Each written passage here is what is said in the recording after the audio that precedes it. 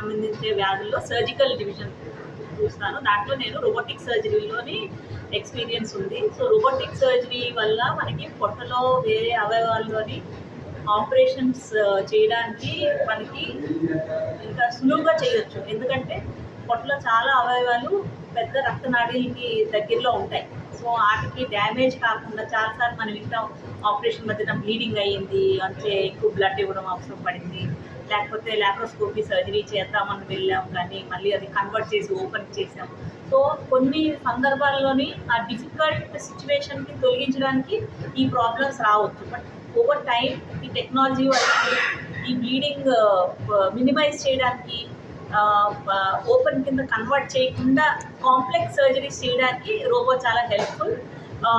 So దాంట్లోని పొట్టలోని మనకి పేగుల మీద కానీ, లివర్ మీద కానీ, ప్యాంక్రియాస్ మీద కానీ, అలాగైనా ఊబకాయంతో బాధపడుతున్న వాళ్ళకి ఊబకాయాలు చేసే ఆపరేషన్, అదర్వైజ్ ఊబకాయంతో బాధపడుతున్న వాళ్ళకి ఇతర ఆపరేషన్లు కూడా మామూలుగా వెయిట్ వల్ల చాలా ఇబ్బంది సర్జన్కి. ఎందుకంటే వెయిట్ వల్ల పొట్ట కండరాలు మనకి ఈజీగా మెత్తగా మనకు ఉండవు, వాటికి ఆపరేషన్ చేయడానికి మనకు అడ్డుపడుతుంటాయి.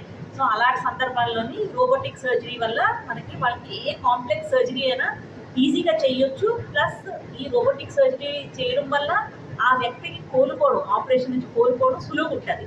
ఒక ఊబకాయం వ్యక్తి లేకపోతే ఒక పెద్ద ఏజ్ వ్యక్తికి మనం పెద్ద ఓపెన్ సర్జరీ చేసామంటే వాళ్ళు చాలా వరకు ఆ నొప్పికి తట్టుకోలేదు, దానివల్ల ఊపిరితిత్తుల్లో ప్రాబ్లమ్స్ రావడం, వాళ్ళు పని చేసుకోవడంలో ఇబ్బంది కావడం చాలా నెలలు తీసుకుంటుంది రికవర్ అవడానికి. అదే మనం రోబోటిక్ ద్వారా చేస్తే వాళ్ళు ఈజీగా రికవర్ అవుతారు. సో బేసికల్గా పేషెంట్కి కంఫర్టబుల్ సర్జరీ అండ్ కంఫర్టబుల్ రికవరీకి ఈ న్యూ జనరేషన్ ఇన్స్ట్రుమెంట్ న్యూరాలజిస్ట్ మరియు రోబోటిక్ కిడ్నీ ట్రాన్స్ప్లాంట్ సర్జన్.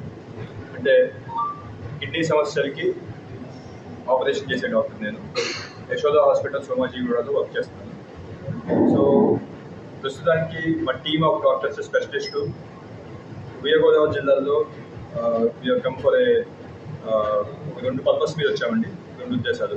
మొదటిగా ఇక్కడ లోకల్ డాక్టర్స్తో కనెక్ట్ చేయదలుచుకొని ఇక్కడ ఉన్న టెక్నాలజీకి మా సైడ్ నుంచి వాట్ వీ కెన్ ఏ విధంగా అయితే ఇక్కడ లోకల్ డాక్టర్స్తో అకాడమిక్ ఎక్స్చేంజ్ ఏ విధంగా చేసుకోగలము. అండ్ రెండు, ఇక్కడున్న డాక్టర్స్తో ఇంటరాక్ట్ అయ్యి ఇక్కడ పేషెంట్లకు అందుబాటులో టెక్నాలజీ అంటే రోబోటిక్ టెక్నాలజీ లేదంటే ఇంకా అడ్వాన్స్డ్ మెషిన్స్ ఏవైతే ఈ ఊళ్ళలో గోదావరి జిల్లాలో ప్రస్తుతానికి యాజ్ ఆన్ డేట్ అవైలబిలిటీ లేవో అటువంటి టెక్నాలజీ గురించి ఇక్కడ డాక్టర్స్తో ఇంటరాక్ట్ అయ్యి యశోద హాస్పిటల్లో మా వద్దున్న latest advanced da Vinci Xi robot ఇటువంటి టెక్నాలజీ గురించి ఇక్కడ ఇంటరాక్ట్ అవ్వడం జరుగుతుంది. సో ప్రత్యేకించి నా డిపార్ట్మెంట్కి సంబంధించి అయితే నేను కిడ్నీ ట్రాన్స్ప్లాంట్ సర్జన్. సో మన భీమవరం మరియు గోదావరి జిల్లాలో ఈ కిడ్నీ ఫెయిల్యూర్ సమస్య చాలా ఎక్కువ తీవ్రంగానే ఉంది. సో చాలామంది పేషెంట్లకి కిడ్నీ మార్పిడి, కిడ్నీ ట్రాన్స్ప్లాంట్ చికిత్స అవసరం పడుతుంది. సో ఇటువంటి ఆపరేషన్ మనం లేటెస్ట్ టెక్నాలజీ లాప్రోస్కోపీ మరియు రోబోటిక్ పద్ధతిలో మన యశోద హాస్పిటల్లో చేయడం జరుగుతుంది.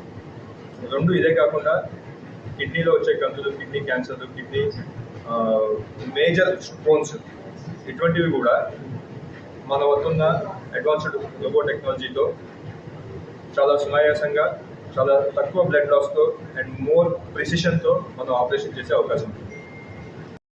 ఎలా హెల్ప్ చేస్తుందంటే చాలా డీప్ సీటెడ్ లీషన్స్, బ్రెయిన్ లోపల ఉన్న లీషన్స్ అన్ని ఈగోల్ తోటి రోబోట్లో ప్లాన్ చేస్తే సేఫ్గా మనకు లీషన్స్ దగ్గర తీసుకుని వెళ్తుంది.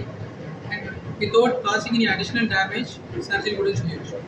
లైక్ డీప్ సీటెడ్ బ్లీడింగ్ అని ఒక చిన్న ట్యూబ్ రిట్రాక్టర్ లాగా పెట్టి పక్క ఉన్న బ్రెయిన్ ఏమో డ్యామేజ్ అవ్వకుండానే ఇవి అన్ని ట్యూమర్స్ మళ్ళీ రిమూవ్ కూడా రిమూవ్ చేయొచ్చు. దెన్ స్కల్ బేస్ ట్యూమర్స్ అని చెప్తా, బ్రెయిన్ కింద బోన్లో అటాచ్ అయి ఉన్న ట్యూమర్స్ అది ముక్కు నుంచే చేయొచ్చు, ఫ్రంట్ నుంచి బ్యాక్ సైడ్. ఇనిషియల్గా లైక్ అన్ని ట్యూమర్స్ అన్ని ఓపెన్ చేసి చేయాల్సి ఉంది. ఇప్పుడు ముక్కు నుంచే లైక్ కింద బోన్ చేసి ఆ ట్యూమర్స్ అన్ని బ్రెయిన్ టచ్ చేయకుండానే ఈజీగానే చేయొచ్చు.